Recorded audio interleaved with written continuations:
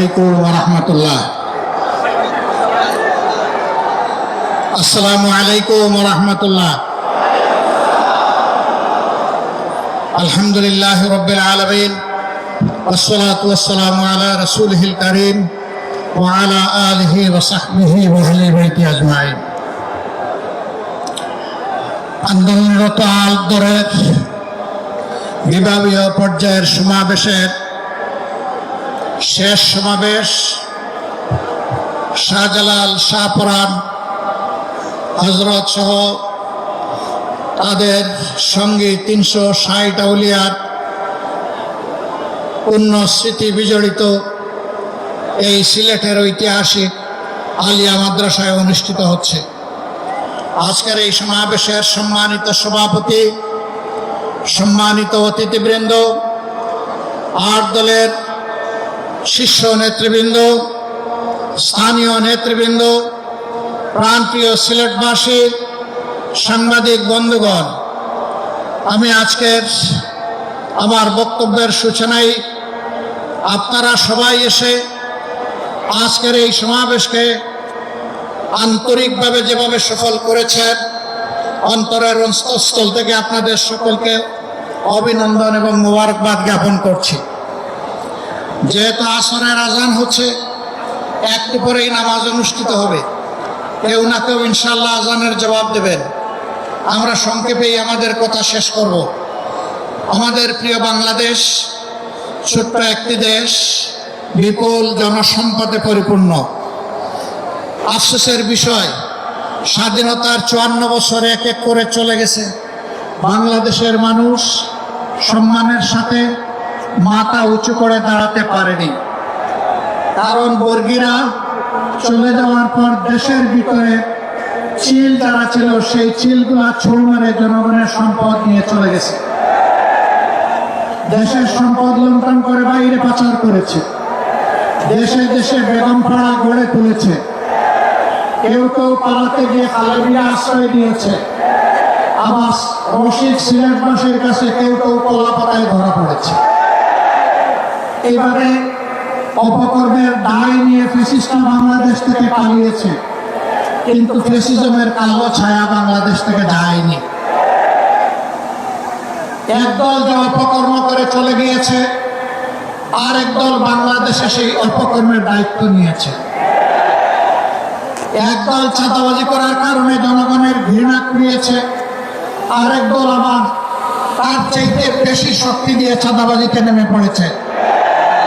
একদল দখলদার বনতে গিয়ে জনগণ তাদেরকে প্রত্যাখ্যান করেছে, আর একদল বেপরোয়া দখলদার হয়ে উঠেছে। একদল জনগণের জানমাল দিয়ে ছিনিমিনি খেলেছে, আলেম ওলামা বিরোধী রাজনৈতিক নেতৃবৃন্দকে হত্যা করেছে, খুন করেছে, ফাঁসি দিয়েছে, নির্যাতন করেছে, পঙ্গু করেছে, জেলে পড়েছে, দেশ ছাড়া করেছে। আরেক দল ঠিক একই পথ ধরেছে, এমনকি নিজেদের মধ্যে মারামারিতেও নিজেদেরকে শেষ করে দিচ্ছে। সংগ্রামী বন্ধুগণ, দফায় দফায় এত রক্ত, এত ত্যাগের পরে দেশবাসী কি আশা করেছিল? দেশবাসী আশা করেছিল অতীতের অপকর্মের যে পরিণতি, এটা থেকে শিক্ষা নিয়ে রাজনীতিবিদরা নতুন রাজনীতি শুরু করবেন।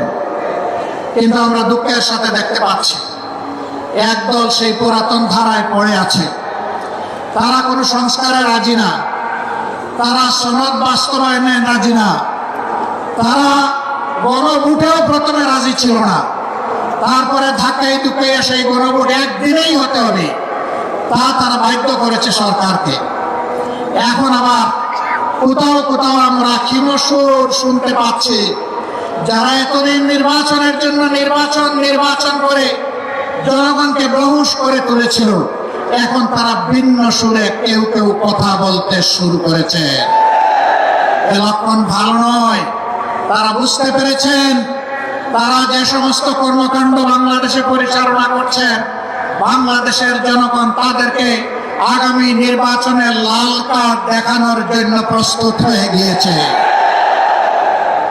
এই লাল কার্ড দেখা থেকে বাঁচতে গিয়ে যদি কেউ আগামী নির্বাচনকে ভণ্ডুল করার চেষ্টা করেন, আমরা মহান আল্লাহর পর ভরসা করে বলছি তাদের সকল ষড়যন্ত্র এদেশের সংগ্রামী জনগণ ভণ্ডুল করে দেবে ইনশাআল্লাহ। কেউ যদি আবার চিন্তা করেন জনগণের সমর্থন পাবো না, তাহলে পাকা পথে প্রশাসনিক কুর মাধ্যমে আমরা নির্বাচনের ক্রেডিট হাইজ্যাক করব, তাদেরকে বলবো বন্ধু সেই সূর্য ডুবে গেছে, এই সূর্য আর বাংলাদেশে উঠবে না। এই সূর্য আর কালো সূর্য বাংলাদেশের মুখ দেখবে না।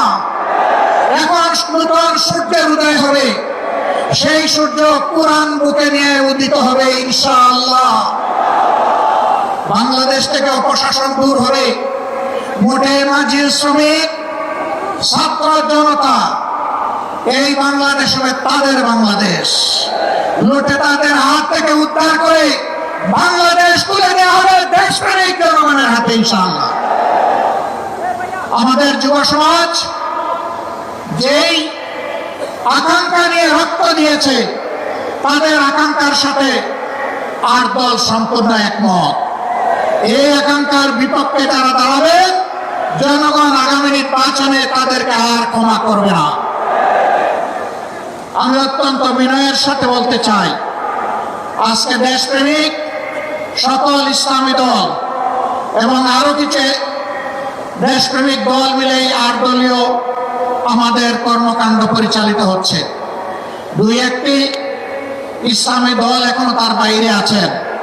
আমি বন্ধুদেরকে অনুরোধ করব, সকল ধরনের মুহের জাল ছিন্ন করে আপনারা আপনাদের আঙ্গিনায় চলে আসুন। এই আঙ্গিনা আপনাদের আঙ্গিনা। এখন যেখানে ঘোরাফেরা করছেন এটা আপনাদের আঙ্গিনা না। তাদের শীর্ষ নেতারা বলেন আমরা শরিয়া আইন বিশ্বাস করি না। তারা মুসলমানদেরকে মৌলবাদী জঙ্গি বলে। তাদের সাথে আপনাদেরকে মানায় না, আপনারা বড় বেমানান হয়ে গেছেন। সেখানে যেখানে মানায় ঘরের ছেলে আপনারা ঘরে চলে আসো। আমরা আপনাদেরকে বুকে জড়িয়ে কবুল করবো ইনশাআল্লাহ। অভিনন্দন জানাবো, সম্মান দেবো, ভালোবাসবো। অন্য ঠিকানায় থাকার কোনো প্রয়োজন নেই। আপনি সম্মানের ঠিকানায়, কোরআনের ঠিকানায়, মানবতার মুক্তির ঠিকানায় ফিরে আসুন। আপনি কেন চাঁদাবাজদের অংশীদার হবেন? আপনি কেন দখলদারের সমর্থক হবেন? আপনি মেহরবানি করে এই অপবাদ নিজেদের গলায় তুলে নেবেন না। আসুন, আপনারা ফিরে আসুন। আমরা আপনাদের ভাই, আপনারাও আমাদের ভাই। আজকে বাংলাদেশের দিকে চোখ মেলে খোলা চোখে তাকান। আজকে সমস্ত ইসলামিক এবং দেশপ্রেমিক শক্তি ঐক্যবদ্ধ হয়েছে। স্মার্টফোনের ঐক্য ইতিমধ্যেই গড়ে তোলা হয়েছে। এই ঐক্য ইনশাআল্লাহ আগামী দিনে দেশের ভাগ্য নির্ধারণ করবে। আজকে রাস্তাঘাটে, হাটে, বাজারে, নগরে, বন্দরে সকল জায়গায় মুক্তি পাগল মানুষ তারা জানিয়ে দিচ্ছে আগামীতে তারা কোথায় ভোট দেবে। তারা এখন আর কারো রক্তচক্ষুকে পরোয়া করছে না। কেউ কেউ আমাদেরকে অন্যদের রক্তচক্ষুর ভয় দেখায়, অমুক শক্তি, তমুক শক্তি, অমুক দেশ, তমুক দেশ। তাদেরকে পরিষ্কার বলি, ইসলামী এবং দেশপ্রেমিক নেতাকর্মীরা হাসি হাসি যেখানে ফাঁসি বরণ করতে পারে, মেহরবানি করে তাদেরকে কোনো কিছুর ভয় দেখাবেন না। আমরা ভয় করি শুধু আল্লাহ তাআলাকে। বাকি যাদের কথা বলেন তাদেরকে আমরা কোনো পাত্তাই দেই না।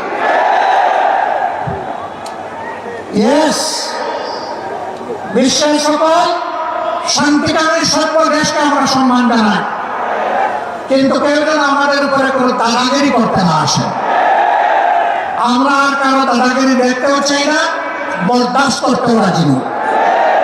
বাংলাদেশ চলবে আল্লাহ তাআলার নির্দেশ মোতাবেক, এই দেশের জনগণের পছন্দে। এর বাইরে কারো পছন্দ অপছন্দের কথা আমরা শুনতে চাই না। যারা অন্যদের তল্পিবাহক হবেন তাদেরকে বলবো, আগে যারা তাওয়াদারি করেছে তাদের থেকে মেহরবানি করে একটু শিক্ষা গ্রহণ করুন। যারা গিয়ে তাদের পেটে আশ্রয় নিয়েছে, এটা অখাদ্য, এরা ওখানে গিলতেও পারছে না, ফেলতেও পারছে না। এই পর্যায়ে এসে গেছে। আপনারা যাবেন কোথায়? আপনারা এই দেশে থাকেন, এই দেশে থাকেন, এই দেশের মানুষের তাদের যে আকাঙ্ক্ষা সেটাকে উপলব্ধি করার চেষ্টা করেন। চাঁদাবাজি যারা করেন তারা চাঁদাবাজি বন্ধ করুন। দখলবাজি যারা করছেন দখলবাজিকে বন্ধ করুন। মানুষের পর জুল জুলুম যারা করছেন তারা জুল জুলুম বন্ধ করুন। যদি তারা বন্ধ না করেন তাহলে তাদেরকে আমরা স্পষ্ট ভাষায় জানিয়ে দিচ্ছি, এটা অচিরেই বাংলাদেশে বন্ধ হবে, তখন কিন্তু কঠিন পরিণতি ভোগ করতে হবে। সেই পরিণতি ভোগ করার আগে মেহরবানি করে ছেড়ে দিন। জনতার কাতারে আসুন, মানুষকে আর কষ্ট দিবেন না। প্রিয় শহীদবাসী, বরাবর আপনারা অন্যায় অসত্যের বিরুদ্ধে আপনারা লড়াই করেছেন।